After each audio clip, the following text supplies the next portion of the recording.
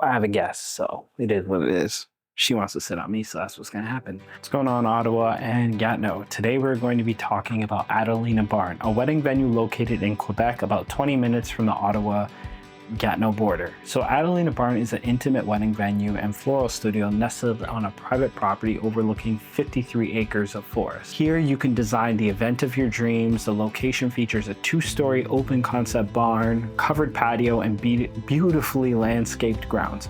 So I've wanted to make this video for years, but I actually couldn't because I hadn't shot enough weddings to justify giving like a full guide of possibilities. But luckily, I had the opportunity to shoot there in the fall and the summer, so both seasons gave me wedding films that I'm really proud of, as the venue just inspires creativity and the owners do an amazing job of running it. When it comes to the get ready, Adelina Barn has a small space located at the back of the main property. The room is open concept and lets in a good amount of light for natural photos and video.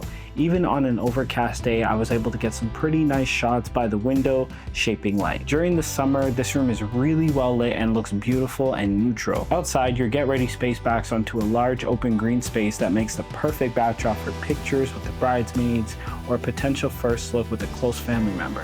For the groom, if you don't have a place nearby, I'd recommend the Chateau Laurier as a great spot to get ready. I've shot many times at this hotel, and every time I've gotten a room with big windows that let in a lot of natural light. If you can, try to pick a room that's facing Parliament Hill for optimal lighting and for a nice backdrop for your photos and video. The colors in this hotel I also feel match the tone of Adelina Barn, being more neutral and has more brown tones, so it's a nice transition to your ceremony and reception.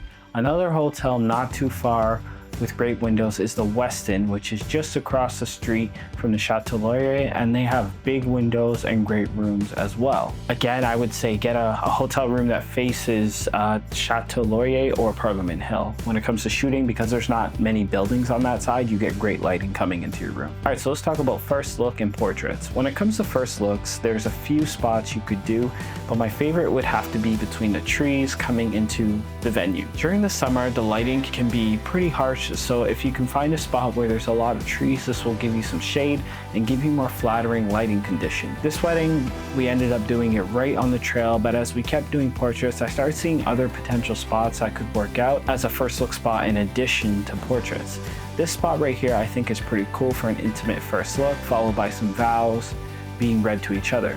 These spots are right off the trail, so you shouldn't have too many issues with dirt on your dress, but maybe scout it out before to make sure it's okay. Next place I want to discuss is the middle of the venue and main area where your guests will be after your ceremony and during cocktail hour. This area at the right time creates a very dreamy look, as everywhere you turn is greenery and twinkle lights. You can do portraits at this location with your spouse and also bridal party photos. The next place we will visit is the back of the venue, just outside the bridal suite. This area is an open field where you can walk or run with the landscape as your backdrop. You also have weeping willow trees that you can do a first look or read your vows under. The grass is a little thick the further you go out, so if it's raining or the grass is wet, it might be best to stay closer to the venue. Let's talk about your ceremony. So the main ceremony space at Adelina Barn is outdoor. So if the weather is good, then I highly recommend this spot. The backdrop you get with all the greenery looks great, and you're also elevated, which separates you a bit from your guests with your pictures. So this avoids people like blocking your photos, which happens all the time before they ask you to do your first kiss. So when it comes to sound, due to you being in a rural area, your ceremony is bound to go along with no random sirens or distracting noises that could ruin your vows or special moments. My couple had an exit with flower petals, and I think it goes well with the surroundings of this venue and made for some nice photos and video footage. If it does rain, Adelina Barn does have a space at the front of the barn where couples usually will have a ceremony. You do lose the backdrop that you would have with the outdoor setup, but you still get good lighting and you're surrounded by greenery. All right, so let's talk about your reception. When it comes to cocktail hour and the reception space, this venue really shines when the sun begins to go down. The magic hour vibes bounce light in a certain way that I love. If it's a really hot day, guests are able to socialize under the shaded area I mentioned before, and I've seen it comfortably host a good amount of people. Beyond that is the green space where guests can sit near a fire or socialize under the twinkle lights. When it comes to the actual reception, the interior of the actual barn feels modern but homey. Another shout out to Adelina Barn for the florals. The owner is actually a florist, so the aesthetics always feel on point. Depending on what season you get married, you will either be entering your reception in the night or late afternoon. My suggestion is to do your first dance after you enter, as it's a little tight at this venue and the likelihood of somebody walking through your first dance at dinner or dessert is possible. If anything, I would just be strategic when you plan your first dance to avoid that issue altogether.